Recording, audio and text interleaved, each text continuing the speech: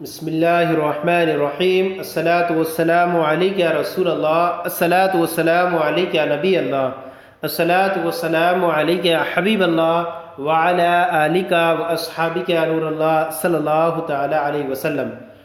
آج ہم آپ کے سامنے نومیر مترجم دعوت اسلامی کی اس کا اصل اعتبار سے سبق نمبر 5 لیکن ہمارے چینل کے اعتبار سے درس نمبر 9 شروع کر رہے ہیں۔ سبق نمبر یہ 5 ہے اور اس کی ہیڈنگ ہے جنس کے اعتبار سے اسم کی اقسام، یعنی یوں کہیں گے کہ اس میں متمکن کی یہ اور تقسیم ہے، تو اس اعتبار سے یہ ایک اور تقسیم ہے اسم کی اقسام۔ اس اعتبار سے اسم کی بھی 2 قسمیں پیچھے آپ نے پڑھی، معرفہ اور نکرہ۔ اس اعتبار سے بھی اسم کی 2 قسمیں ہیں، مذکر اور مؤنث۔ مذکر اور مؤنث کسے کہتے ہیں یہ آپ آگے پڑھتے ہیں۔ مذکر کی تعریف، مذکر کی تعریف وہ اسم جس میں تانیث یعنی مؤنث کی کوئی علامت نہ ہو۔ اب یہاں چونکہ مذکر کی تعریف مختصر تھی اس لیے آپ کے سامنے مذکر کی تعریف پہلے بیان کر دی، اور مذکر چونکہ اقوی بھی ہے اس لیے مذکر کو پہلے لائے یہاں پر۔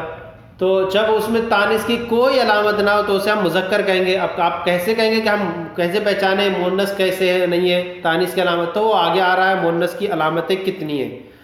اسم وہ اسم جس میں تانیث کی کوئی علامت نہ ہو، جیسے رجل مرد، یہ مذکر ہے، اس میں تانیث کی کوئی علامت اس کے اندر موجود نہیں ہے۔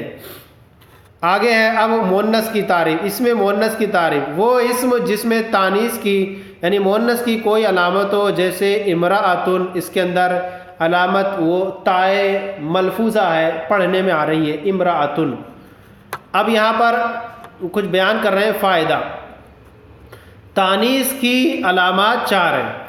اب آپ سمجھ لیں کہ تانیث کی جب علامتیں آپ یاد رکھ لیں گے تو ان کے علاوہ نہیں ہوگی جو، تو سمجھ لینا وہ مذکر ہی ہے۔ تانیث کی علامات 4 ہیں۔ نمبر 1 تائے ملفوظہ۔ تائے ملفوظہ، تائے ملفوظہ یعنی تا، یعنی وہ تا جو پڑھنے میں آتی ہو، جیسے طلحتن، اور وہ تا جو پڑھنے میں آئے اور وقف کے وقت ہا بن جائے جیسے طلحہ، تو طلحتو میں تا ہے، تائے ملفوظہ یہ کہیں گے تانیث کی ایک علامت ہو گئی۔ دوسری ہے الف مکسورہ، جیسے حبلہ۔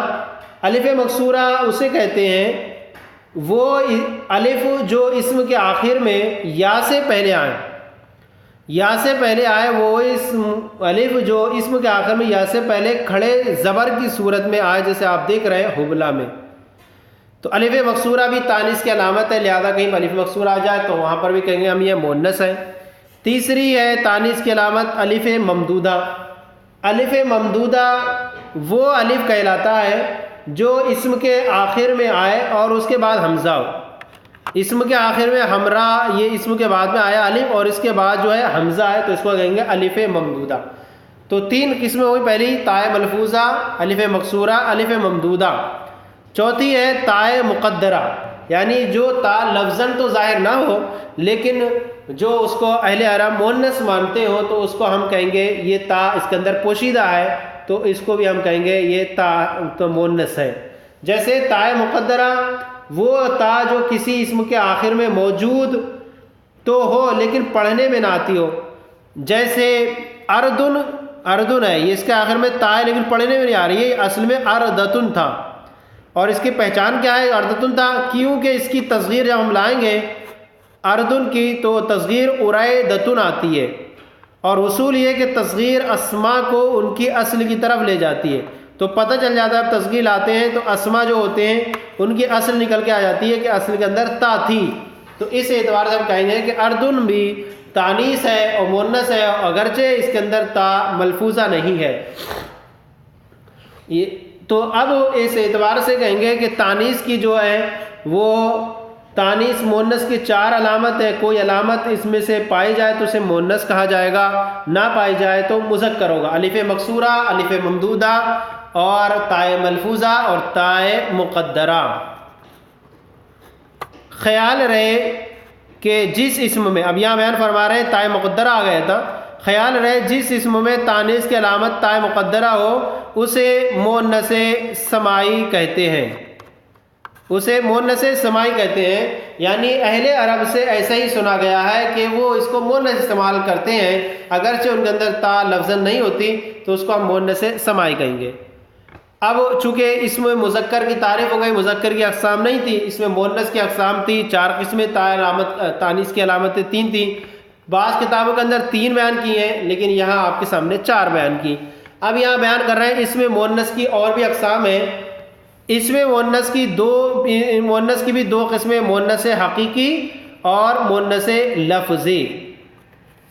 مونس حقیقی، مونس لفظی۔ نمبر 1، مونس حقیقی کی تعریف، وہ مونس جس کے مقابلے میں کوئی نر جاندار، جب بھی کوئی مونس بولا جائے اگر اس کے مقابلے میں کوئی نر جاندار آتا ہے ذہن میں تو ہم اس کو کہیں گے یہ مونس حقیقی ہے۔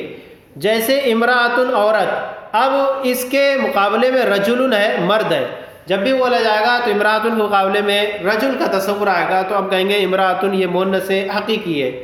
اور ناقۃ، اس کے مقابلے میں جمل ہے، ناقۃ اونٹنی، اس کے مقابلے میں جب بھی بولا جائے گا تو جمل اونٹ کا تصور کیا جائے گا، لہذا ہم کہیں گے ناقۃ مونس حقیقی ہے۔